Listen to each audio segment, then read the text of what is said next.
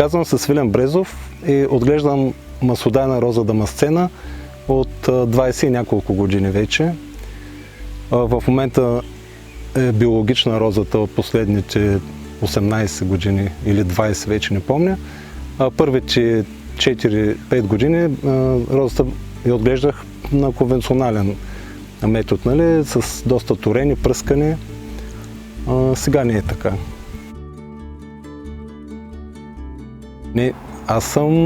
Не знам кой поред, със сигурност знам, че съм може би третото или четвърто поколение, защото нали, прадядо ми е отглеждал, както повечето хора в този регион са имали този поминък. Те са отглеждали маслодайна роза, защото нали, тя е хранила семействата им, хранила е семействата на други хора, които са били техни съратници. Те се занимавали с нали, в по-малък мащаб такива малки розоварни с тези медните казанчета, нали, деловите охладители и са се правили тук един вид празник, ежедневен празник на розата по розоберите. Те са няколко. Едната е, че като инвестиция конвенционалното отглеждане позволява с по-малко средства да постигнеш много по-високи добиви, като съответно труд също се нали, влага естествено, но труда също е много по-малко, защото всичко може да бъде сведено до пръскания, нали, торени, пръскани, което става механизирано. Ръчният труд почти липсва. Нали, при конвенционалното добивите са в пъти по-големи.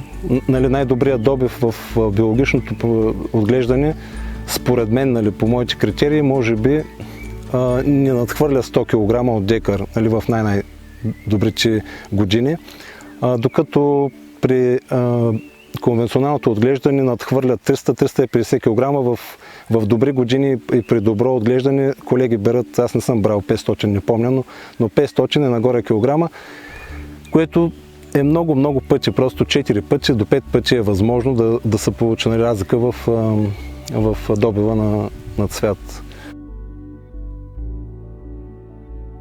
Най-големият проблем в момента е нали, оцеляването. Това е борба да оцелее насаждението. Естествено, като всяка година, всяка загуба в оцеляването на това насаждение води до невъзвратими такива щети, защото като няма достатъчно ресурс да задържиш това, което имаш, то започва да се свива. Нали, идеята е, че няма как да помислим за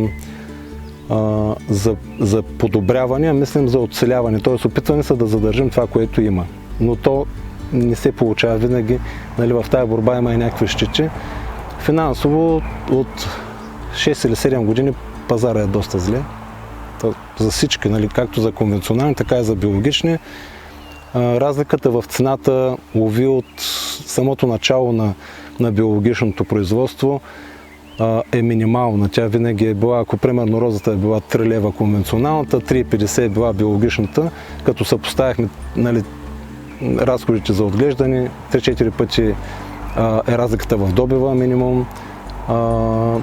Трудно е и най-вече затрудненията идват също до голяма степен от липсата на работна ръка.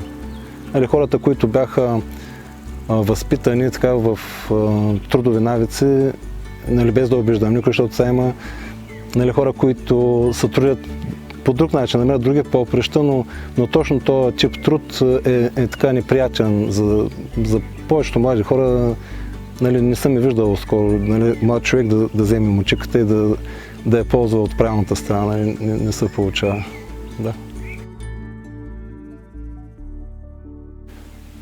Ами тази годишната реколта, нали, да се оправдая да кажа както при много колеги, нали, се случва, ама ще се оправдая, защото срам е да кажа, че съм изтървал от всякъде, но в общи линии в голяма степен е пропаднала нали, поради точно тези фактори, че не мога финансово да стимулирам работниците. Биологичната роза гарантирано със сигурност е подходяща за влагане в храни, защото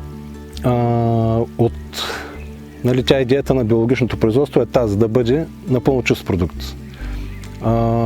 Преди година нали, аз варя розова вода от тези градини и я ползвам за лична консумация. Също се суша цвят, за да го ползвам за чай, както и когато е било възможно.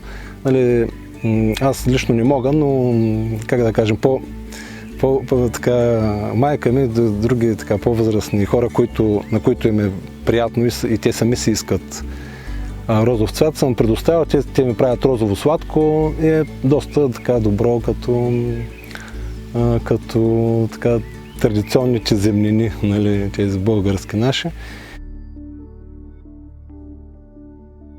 Нали, моите рози с удоволствие и се радвам, че Рози Смак ги предоставят до нали, клиентите като чай и като розово сладко.